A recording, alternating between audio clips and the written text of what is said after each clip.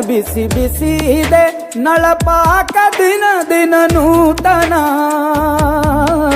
ಈ ಬಿಸಿಯುವಾರುವ ಮೊದಲೇ ಎಲ್ಲರ ಜೊತೆಯ ಮೆಲ್ಲುವ ಕಲೆಯ ಜೀವನ ಜನುಮವೇ.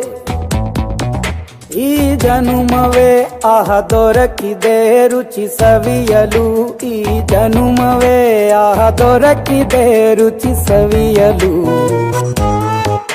ಈ ಜಗವಿದೆ ನವರಸಗಳ ಉಣಬಡಿಸಲು.